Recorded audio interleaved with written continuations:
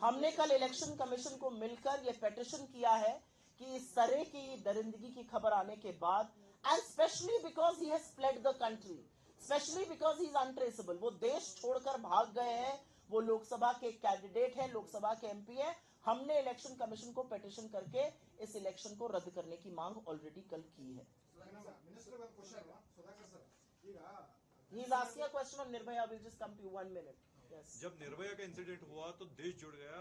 जो सक्षम था अपोजिशन, जो उन्होंने बहुत अच्छी तरह से उसको जो टोटल स्प्रेड मींस जो अवेयरनेस होना चाहिए था उन्होंने किया। कांग्रेस क्यों नहीं इतना? My brother, I have a question for you. I was a journalist when Nirbhaya happened. आपकी तरह मैं एक पत्रकार थी और रात भर हम इंडिया गेट पर खड़े रहते थे और हम सब अपने मन में जानते थे कि केंद्र सरकार और दिल्ली की सरकार हर वो कदम उठा रही है जो उसको उठाना चाहिए।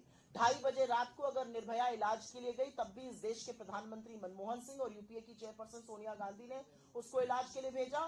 दुर्भाग्यवश जब उसकी मृत्यु हो गई, तब भी वो टारमैक पे रात को 3 बजे खड़े हुए पाए गए। उसके इलाज में कोई कोताही नहीं बरती गई, उसके दोषियों को तुरंत अरेस्ट किया गया और उनको फाइनली फांसी की सजा हुई।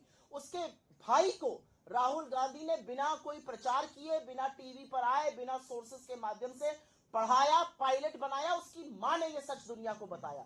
लेकिन एक बहुत बड़ा अंतर है, और अंतर यह है कि आप जैसे और मेरे जैसे पत्रकार तब धज्जियां उड़ाते थे सरकार की, यह जानते हुए कि सरकार ठीक कर रही है।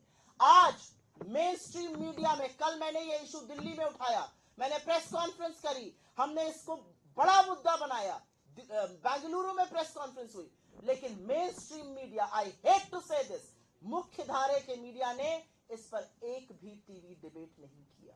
एक भी टीवी डिबेट इस देश के मुख्य धारा मीडिया ने नहीं किया। तो जब आप कहते हैं कि ऑपोजिशन सक्षम था, जी नहीं, ऑपोजिशन सक्षम तब होता है जब लोकतंत्र में ऑपोजिशन को सक्षम करने वाली एजेंसीज, चाहे वो जुडिशरी हो, चाहे वो सीएजी हो, चाहे वो मीडिया हो, वो सक्षम देती हैं, वो प्लेटफॉर्म देती हैं, वो आवाज बनती है ऑपोजिशन की। आप मुझे बताइए, इतना बड़ा सेक्स स्कैंडल इस देश में हुआ, बड़े बड़े चैनल्स यहां पर आए हुए मैं देख रही हूं, दिल्ली के चैनल्स, यहां के चैनल्स, कितने चैनल्स ने इस मैटर पर डिबेट किया।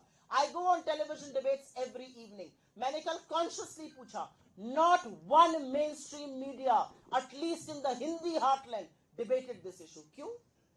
ये जिन लड़कियों के साथ हुआ, ये देश की बेटियां नहीं है, ये निर्भया नहीं है।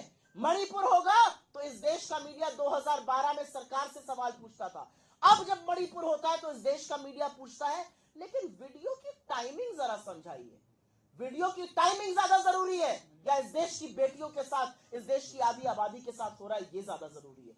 तो मुझे ऐसा लगता है, आप पत्रकार हैं, क्योंकि मैं आपकी जगह रह चुकी हूं, थोड़ा, मैं आपको नहीं कह रही हूं, लेकिन एक पत्रकार कम्युनिटी को एट लार्ज, मीडिया को एट लार्ज, आपको चौथा स्तंभ डेमोक्रेसी का कहा गया है, वो चौथा स्तंभ पूरी तरह से ध्वस्त हो चुका है, वो मोदी का चीयर लीडर बन गया है। मैडम जी, अभी आप जब भी इलेक्शन आता है, पॉलिटिकल पार्टी वाले हर एक घटना को मुद्दा बनाते हैं। जब कुछ ही दिन पहले मैसूर में एक मुस्लिम लड़की को, प्रेग्नेंट लड़की को जला दिया गया, कोई भी आपका एक कांग्रेस लीडर कोई भी एक उसके खिलाफ स्टेटमेंट नहीं दिया। जब इलेक्शन आता है तो हर मामले को आप मुद्दा बनाते हैं, और जब इलेक्शन नहीं रहता, जब कोई भी जलो या मरो, आपको कोई परवाह नहीं। मैं आपसे एक सवाल पूछती हूँ, आपका क्या नाम है?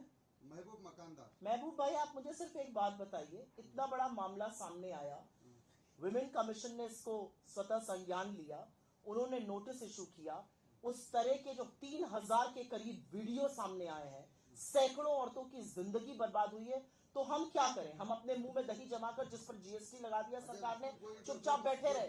मुझे आप सिर्फ इस बात का जवाब दीजिए, ये बिल्कुल बेसलेस एलिगेशन है sir, this is not a debate, please don't interfere.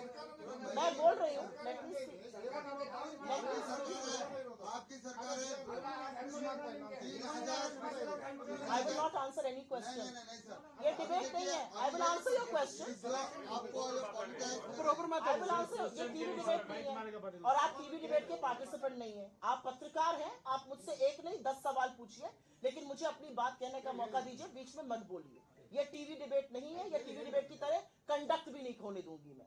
अगर आप इस तरह से करिएगा तो आप प्रेस वार्ता कर लीजिए, इस तरह से नहीं है। आपने मुझसे सवाल पूछा, मैंने एक काउंटर क्वेश्चन पूछा, अगर ऐसी घटना सामने आई है तो हम क्या करें? हम चुप रहे? हम इसलिए चुप रहे क्योंकि चुनाव चल रहा है। अरे चाहे वो चुनाव के वक्त हो या चुनाव के वक्त ना, मणिपुर के टाइम पर तो कोई चुनाव नहीं था, बिल्किस बानो के टाइम पर तो कोई चुनाव नहीं था, सिर्फ एक पार्टी ने इस पर बोला था और वो कांग्रेस पार्टी थी। कौन कह रहा है आपको चुप रहने के लिए? ये क्या सवाल है कि हम क्यों बोल रहे हैं? मैसूर की घटना हुई है तो आप चुप बिल्कुल रहे। गलत हुई है, बिल्कुल गलत, बिल्कुल गलत हुई है। उठाने था ना। आप मेरी बात सुनिए, मेरी बात सुनिए, आप इस चीज को बिल्कुल गलत कलर दे रहे हैं और मैं बता दूं क्यों। किसी भी सभ्य समाज में अगर एक भी औरत के साथ गलत होता है, वो चाहे मैसूर हो या मणिपुर हो, वो गलत है। सरकार कार्रवाई क्या करती है ये ज्यादा जरूरी है। मणिपुर में जब ये गलत होता है तो 76 दिन तक उसको छुपाया जाता है। प्रधानमंत्री एक शब्द नहीं बोलते तो हम बिल्कुल शोर मचाएंगे। प्रधानमंत्री जानते बूझते हुए इस आदमी को उम्मीदवार बनाते हैं, हम बिल्कुल मुद्दा बनाएंगे। एक सभ्य समाज में सरकारों का, ऑपोजिशन का, पॉलिटिशियंस का ये काम है। ये टीवी डिबेट नहीं है कि जिसमें आप मेरी तेरी। ये मुद्दा दलगत राजनीति से ऊपर है।